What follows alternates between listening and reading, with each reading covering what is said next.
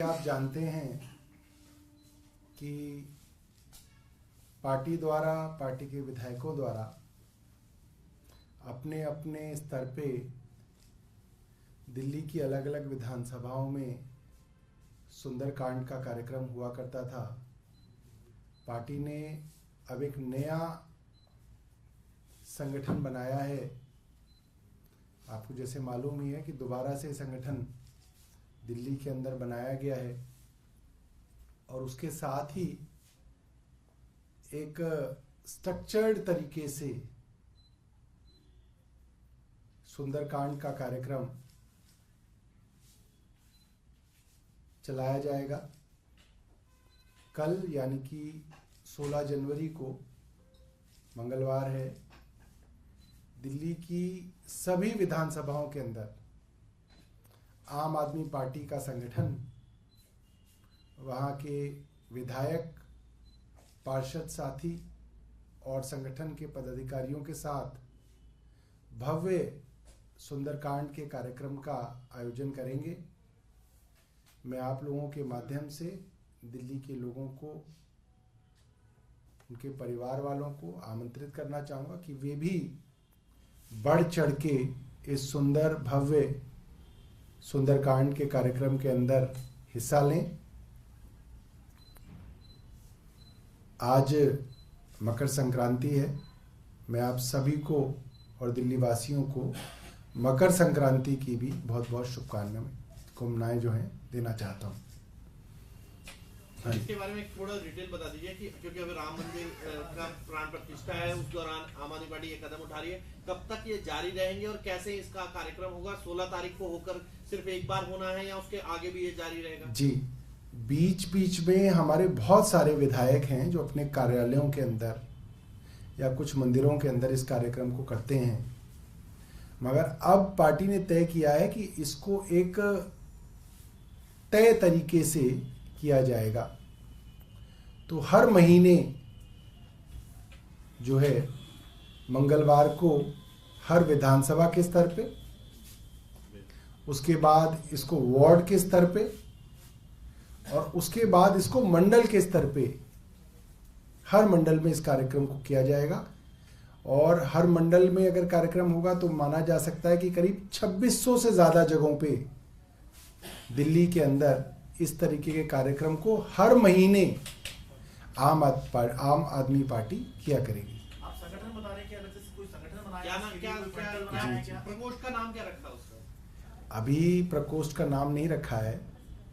प्रकोष्ठ का नाम हमने पहले ही रखा हुआ था, वही उसी नाम से आगे चलेंगे। मगर फिलहाल प्रकोष्ठ को ना आगे करके आम आदमी पार्टी का जो संगठन है वही जो है इस कार्यक्रम को अलग अलग मंडलों में किया करेगा।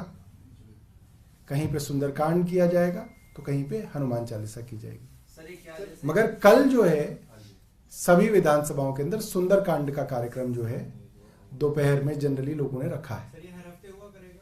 हर महीने हुआ करेगा जी, हर महीने के पहले मंगलवार जी। ये अभी सिर्फ दिल्ली के लिए है या पूरे देश में भी इसे शुरू करने का? अभी दिल्ली से शुरू करेंगे। सर दूसरा कब तक चलेगा सर? चलता रहेगा अभी निरंतर। सर मायावती को लेकर ये चल रहा था कि वो इंडिया अलायंस का हिस्सा होंगी, लेकिन आज मायावती ने ये साफ कर दिया कि वो इंडिया अलायंस का हिस्सा नहीं रहेंगी। बहुत सारी चीज़ उन्होंने कही हैं अलायंस को लेकर भी और सरकार को लेकर भी, लेकिन मायावती का ना होना, इसको लेकर आप क्या कहेंगे? इसके ऊपर हम कुछ नहीं कहेंगे। फिर भी एक अहम हिस्सा है जिसको लेकर इंडिया अलायंस के तमाम नेता नहीं, वो इंडिया अलायंस के अंदर वो पहले ही साफ कर चुकी थी कि वो इंडिया अलायंस में नहीं रहेंगी। एमसीडी प्रस्ताव ला रही है कि स्टैंडिंग कमेटी की पावर जो है हाउस को ही दे दी जाए, तो क्या कानून ऐसा किया जा सकता है सरकार के हिसाब से? देखिए, ये बहुत ही लॉजिकल बात है। जो स्टैंडिंग कमेटी है उसकी जो पावर्स हैं वो हाउस से ही डिराइव होती हैं। कोई स्टैंडिंग कमेटी कहीं और से नहीं आती है, वो हाउस की ही चुनाव से निकली हुई ये कमेटी है। अब पिछले 1.5 साल से स्टैंडिंग कमेटी का मामला सुप्रीम कोर्ट के अंदर और अन्य विवादों में फंसा हुआ है। जिस तरीके से गलत कानून का हवाला देते हुए भारतीय जनता पार्टी ने एल्डरमैन को स्टैंडिंग कमेटी के चुनाव में वोट डलवाने की कोशिश की और सुप्रीम कोर्ट ने उसको रोका। और बाद में एल्डरमैन कैसे चुने जाएंगे, एल्डरमैन कौन अपॉइंट करेगा, एल्डरमैन कहां वोट डालेंगे, स्टैंडिंग कमेटी कैसे बनेगी, सुप्रीम कोर्ट के अंदर यह मामला लंबित है। अब पिछले कई महीनों से बहुत सारे ऐसे निर्णय हैं जो एमसीडी में नहीं हो पा रहे हैं क्योंकि स्टैंडिंग कमेटी नहीं है। बजट भी पहले स्टैंडिंग कमेटी में पास होता है, फिर एमसीडी में पास होता है, हाउस में पास होता है, बजट मान लिया जाता है। मगर अभी अभी आपने कुछ दिनों पहले देखा, बिना स्टैंडिंग कमेटी के बजट हाउस में रख दिया गया। उससे पिछले साल देखा गया, बिना स्टैंडिंग कमेटी के ही बजट जो है एमसीडी के हाउस में पास हो गया। बजट से बड़ी तो कोई चीज नहीं होती। जब बजट आप पूरा का पूरा बिना स्टैंडिंग कमेटी के बना सकते हैं, पास कर सकते हैं, तो बाकी जो निर्णय हैं वो भी हाउस के अंदर पास हो सकते हैं। जो पूरी की पूरी गवर्नेंस का जो स्ट्रक्चर है उसका मूल सिद्धांत ये है कि काम होने चाहिए। तो काम अगर रुक रहे हैं तो आप हाउस को एम्पावर किया जाए, हाउस निर्णय लेगा, हाउस को एम्पावर किया जाएगा, फिर जो भी मामले आए करेंगे वो हाउस उसके ऊपर जो है वोट डाला करेगा। अगर हाउस को मंजूर है तो वो काम होंगे, हाउस को मंजूर नहीं है तो वो काम नहीं होंगे। तो सर एक ये आरोप आप लोगों के ऊपर लगेगा कि राम मंदिर के उद्घाटन में नहीं गए, प्राण प्रतिष्ठा में नहीं गए, लेकिन उसको कॉम्पनसेट करने के लिए आप सुंदरकांड का पाठ करवा रहे हैं। ये क्या आरोप, यही सोच है क्या इसके पीछे? ये आरोप जो है नहीं लगेगा।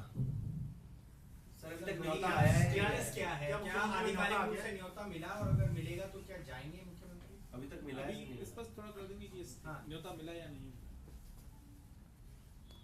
जैसे ही कोई निर्णय होगा आपको बताया जाएगा। न्योता आया नहीं आया बता दीजिए। मुझे तो नहीं आया। सर आपके सांसद हरविंदर सिंह, उन्होंने कल पीएम मोदी का धन्यवाद किया, बधाई दी। कह रहे बेसब्री इंतजार कर रहा हूं 22 जनवरी का।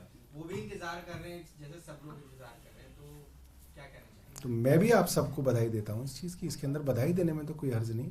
मैं आप सब लोगों को, पूरे देशवासियों को आम आदमी पार्टी की तरफ से बधाई देता हूँ कि राम मंदिर के अंदर प्राण प्रतिष्ठा हो रही है। ये बहुत खुशी की बात है, ये बहुत गर्व की बात है। हम सब लोग बहुत खुश हैं। और बताइए सर, क्या आप लोग जाएंगे? क्या आप लोग जाएंगे? दो मीटिंग हुई, दोनों पॉजिटिव आपने बताई। उसके बाद सीएम साहब खुद राहुल गांधी और खड़गे से मुलाकात कर लिया। तो क्या ये इस बात का इशारा है कि कांग्रेस और आम आदमी पार्टी के final move on the seat बंटवारे को लेकर, या अभी भी कुछ और मीटिंग बाकी है? नहीं, मुझे नहीं लगता कि मुख्यमंत्री जी और राहुल गांधी जी और खड़गे साहब ने सीटों का डिस्कशन वहाँ पे किया होगा। वो तो एक अलायंस पार्टनर्स की मीटिंग थी। कई मौक़ों पे ये लोग पहले भी मिल चुके हैं। जितनी भी अलायंस की मीटिंग्स हुई हैं उस पर भी मुलाकात होती है। ये उनके खड़गे साहब के घर पे थी वो मुलाकात। मुझे नहीं लगता कि उसके अंदर सीटों का डिस्कशन हुआ होगा। मगर ये बात है कि दोनों अलायंस पार्टनर्स एक दूसरे के प्रति बहुत ज़्यादा पॉजिटिव हैं और सारी बातें जो हैं बड़े अच्छे पॉजिटिव माहौल के अंदर हो रही हैं। कंक्लूजन पे जल्द निकलेंगे और मीटिंग्स होंगी, क्या होगा? क्या कहाँ पे? फॉर्मूला आप लोग डिस्कस कर रहे हैं सीट शेयरिंग का, अगर आप बताना चाहें? क्या ऐसा कुछ है कि अभी कुछ अभी कोई बहुत ज़्यादा जो है इसके ऊपर जो है कोई ऐसी चीज़ नहीं निकली है जो आप लोगों के साथ शेयर की जाए। डिस्कशंस चल रहे हैं दोनों आप पार्टीज लोग के। पॉजिटिव हैं कि सीट शेयरिंग होनी चाहिए दिल्ली पंजाब के अलावा गोवा, हरियाणा और गुजरात में? हम लोग अलायंस के लिए बहुत पॉजिटिव हैं, वो लोग भी पॉजिटिव हैं। कांग्रेस भी पॉजिटिव है। सर चौथे समन को लेकर चौथा समन जारी हो गया आज 15 तारीख को या 18 को है। सीएम जाएंगे या फिर सीएम जो हैं अपने कानूनी सलाहकारों से इसके बारे में मशवरा कर रहे हैं और जो भी कानूनी सलाह मिलेगी, जो भी लीगली साउंड एडवाइस उनको मिलेगी, वो उसका पालन करेंगे। आप गैरकानूनी बता चुके हैं इस नोटिस को, क्या कहेंगे? आपको लगता है कि अभी भी जो सवाल पूछ रहे हैं अरविंद केजरीवाल, उसके जवाब ईडी देगी आपको, या जो पहले से आपने सवाल मांगे हैं वो मिलेंगे आपको? मुझे सवाल समझ में नहीं आया। मुख्यमंत्री अरविंद केजरीवाल ने ईडी से कहा था कि आप सवाल लिखकर भेजिए। जी, क्या आप चाहते हैं कि वो सवाल लिखकर भेजे ईडी? मुझे नहीं मालूम कि उन्होंने सवाल लिख के भेजे या नहीं भेजे। अच्छा होता कि अगर वो सवाल लिख के भेजते। मुझे मालूम नहीं है कि क्या लिख के भेजा है। ठीक है, एक सवाल जो पहले रह गया था वो ये कि क्या राम मंदिर प्राण प्रतिष्ठा में आप जाएंगे अगर निमंत्रण आता है तो? ये तो बड़ा हाइपोथेटिकल सी बात है। आपने अभी कुछ तय नहीं किया है? निमंत्रण मिला है कि सर ये बता दीजिए निमंत्रण मिला है नहीं मिला है, जाने का फैसला आप कर लीजिएगा, लेकिन मिला है नहीं मिला है बता दीजिए। मेरी जो बात हुई थी, मैंने आपको पहले भी बताया, एक बार मेरी सीएम साहब से चर्चा हुई थी पिछले हफ्ते, तो उनको टेंटेटिवली ये कहा गया था कि आप अपना समय ब्लॉक कर लीजिए। ठीक है, बाद में अपडेट नहीं सर इस हफ्ते पूरा। फिर मेरी उनसे चर्चा नहीं हुई है इस बारे में, मगर ये आखिरी चर्चा मेरी उनसे हुई थी। बहुत बहुत धन्यवाद। ठीक है, जय श्री राम। आज पूरी फुर्सत में है सारे। आप भी तो